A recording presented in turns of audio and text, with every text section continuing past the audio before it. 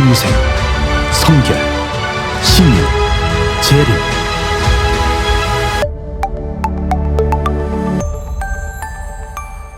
우리 속담에 남의 떡이 더 커 보인다라는 그런 말이 있습니다. 내가 가진 것을 다른 사람이 가진 것과 비교하면서 내가 가진 것의 가치를 바르게 이해하지 못할 때 이런 말을 사용하곤 합니다. 생각해보면 저는 어려서부터 이 속담을 피부로 확 와닿게 느끼면서 살아왔던 것 같습니다. 왜냐하면 저는 3남매의 막내이기 때문입니다. 여러분, 형제자매가 있는 분들은 아시겠지만 항상 치열한 다툼 속을 살아갑니다. 거의 생존 경쟁이죠. 그래서 끊임없이 서로 비교합니다. 어머니가 김치찌개를 끓이셔도 내 국그릇에 있는 고기와 또 형과 누나의 국그릇에 있는 고기를 보면서 비교합니다. 그리고 그 고기의 양이 어머니의 사랑의 양이라고 이해하기 시작합니다.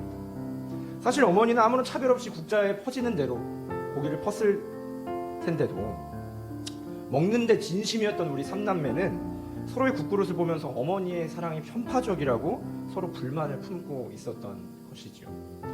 모두가 동일하게 어머니의 사랑을 받았음에도 불구하고 모두가 어머니의 사랑에 불만을 느끼고 있었다라는 겁니다. 참 아이러니하지 않습니까? 어머니는 분명히 우리에게 동일하게 사랑을 베풀었는데 아무도 사랑받지 못했다라고 느끼는 겁니다. 오늘 예수님의 이야기에는 비슷한 이유로 불만을 품는 이들의 이야기가 나옵니다. 천국은 마치 품꾼을 얻어 포도원에 들여보내려고 이른 아침에 나간 집주인과 같으니 그가 하루 한 데나리온씩 품꾼들과 약속하여 포도원에 들여보내고, 포도원을 소유한 한 사람이 있었습니다. 포도원의 주인은 포도원을 가꾸기 위해서 사람들을 고용하여 일당을 약속하고 그들을 포도원에 들어가 일하게 합니다. 잠시 뒤 시간이 조금 지난 후에 주인이 나가서 보니까 장터에서 놀고 있는 사람들을 발견하게 됐습니다. 이들이 일자리가 없어가지고 그냥 방황하고 있었던 것이죠. 그래서 주인은 이들에게 일자리를 제공해 주기로 했습니다. 그들을 불러서 일당을 약속하고 포도원에 들여보냅니다. 이후에도 주인은 2-3시간마다 나가서 놀고 있는 사람들을 포도원으로 불러다가 들여보내 일감을 주었습니다. 당연히 일당을 약속했습니다. 참 너그러운 주인입니다. 일자리가 없는 이 취업난의 시대에 일자리를 제공한 아주 훈훈한 이야기이죠. 그런데 하루 일을 마치고 일당을 지급하는 순간에 문제가 발생했습니다. 문제가 무엇입니까? 혹시 주인이 약속한 일당을 제대로 지급하지 않은 것입니까? 아닙니다. 주인은 오히려 약속한 일당을 너무 정확하게 지급했습니다. 이것 때문에 문제가 생겨버렸습니다. 이게 왜 문제가 되는 겁니까? 그것은 주인이 포도원 품꾼들에게 모두 똑같이 한 데나리온씩 지급했기 때문입니다. 거기에는 아침 일찍부터 와가지고 많은 일을 한 사람도 있었고 밤늦게 일이 마무리될 때쯤에 와가지고 별 일 하지 않은 사람들도 있었습니다. 그런데 모두 똑같이 한 데나리온을 받은 거예요. 그래서 일찍 온 사람들에게서 불만이 터져 나왔습니다. 주인에게 항의하기 시작하죠. 그런데 가만히 생각해보면 솔직히 저라도 이런 상황이 되면 굉장히 억울하고 분하고 이게 뭐냐라고 할 것 같습니다.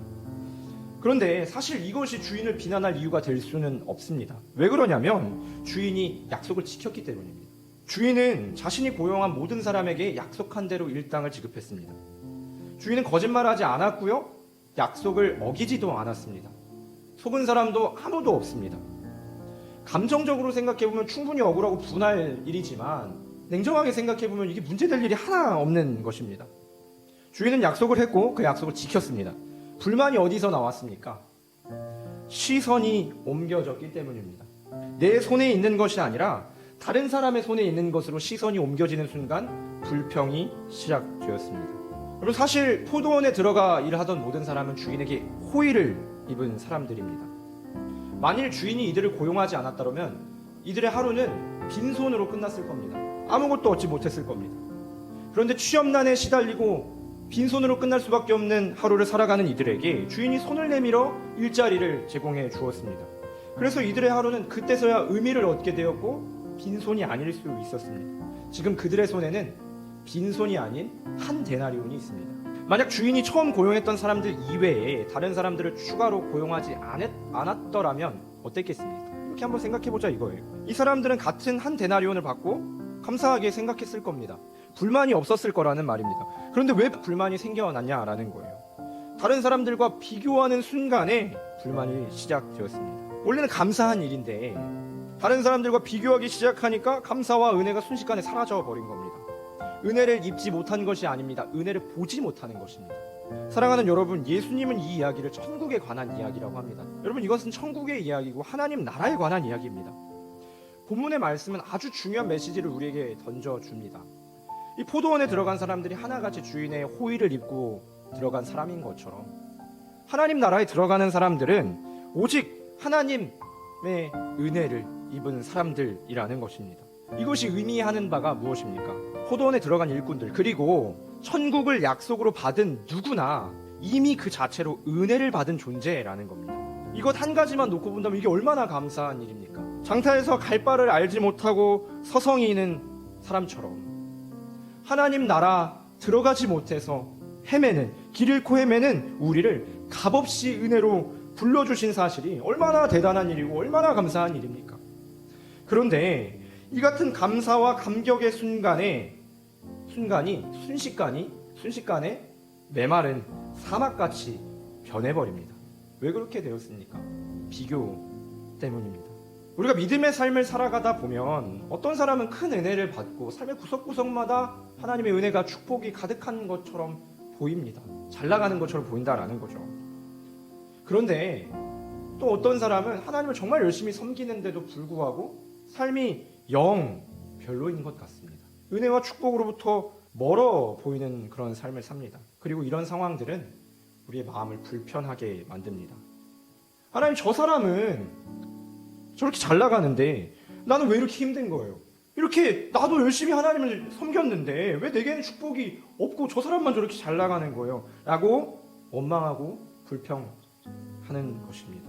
똑같이 기도하고 똑같이 하나님을 섬기는 것 같아요. 심지어는 내가 더 하나님께 간절히 기도하는 것 같고 내가 더 하나님을 열심히 섬기는 것 같아요. 그런데도 나만 외면당하는 것 같습니다. 하나님이 나를 정말 사랑하시는 것인지 의심이 들기까지 합니다. 그런데 여러분, 이런 것들의 시선을 빼앗긴 동안에 우리는 아주 중요한 것을 잊어버리게 됩니다. 그것은 하나님이 우리에게 이미 주신 은혜입니다. 우리는 어지러운 세상 중에서 택함을 받아서 그리스도의 십자가로 값없이 구원받게 되었습니다. 우리는 모두 은혜를 입은 죄인입니다. 우리는 원래 길을 잃었었고 우리에게 생명이 없었습니다. 그러나 그리스도께서 우리의 길이 되어주시고 생명이 되어주셨습니다. 이미 우리는 부인할 수 없을 정도로 확실한 은혜를 입은 사람들입니다. 십자가의 은혜입니다. 그런데 참 안타까운 것은 각각 우리가 놓인 삶의 현실이, 형편이, 상황이 우리를 자꾸 다른 사람들과 비교하게 만든다라는 겁니다. 그렇게 우리의 시선을 십자가로부터 값진 구원의 은혜로부터 다른 부가적인 것들로 옮겨가게 합니다. 불필요하고 사소한 것들에 집중하고 그것으로 인하여 다투게 합니다. 내가 크냐, 네가 크냐, 내가 높냐, 네가 높냐, 내가 먼저냐, 네가 먼저냐, 이런 것들을 따지기 시작하는 것이죠. 이게 마태복음 19장 20장에 나오는 제자들의 논쟁거리입니다. 이때부터 내게 주신 은혜가 눈에 들어오지 않기 시작합니다. 은혜가 없는 것이 아닙니다. 다른 사람에게로 시선이 옮겨진 탓에 내 손에 있는 은혜를 보지 못하는 것이고 볼 수 없는 것입니다. 그런데 사랑하는 여러분, 이 사실을 여러분에게 알리고 싶습니다. 우리에게 이미 하나님의 은혜가 충분하게 있습니다. 우리는 하나님의 포도원 안에 있습니다. 아멘이십니까? 길거리에서 갈 바를 알지 못하는 사람들과 다릅니다. 우리는 은혜 입은 자들입니다. 우리는 하나님 나라에 속한 하나님의 백성이라는 것입니다. 이것보다 더 좋은 은혜가 있을 수 없지 않습니까? 마태복음은 하나님의 나라, 천국을 값진 보화와 진주라고 설명하는 부분이 있습니다.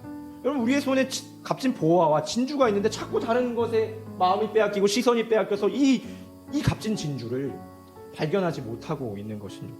혹시 지금 남의 떡이 더 커 보이는 그런 상황 중에 있으십니까?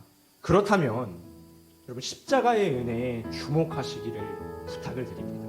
십자가를 깊이 이해하면 이해할수록 그 사랑의 깊이를 헤아리면 헤아릴수록 비교할 필요도 의미도 이유도 없다라는 것을 깨닫게 될 것입니다. 압도적인 십자가의 은혜에 한번 잠겨 보십시오. 저도 잠기고 싶네요. 다른 것은 눈에 들어오지도 않을 겁니다. 불평은 사그라들고 감사와 감격이 우리의 삶을 지배하기 시작할 겁니다. 내게 주신 하나님의 은혜를 바르게 보십시오. 이미 우리에게 하나님의 은혜는 넘치도록 있습니다.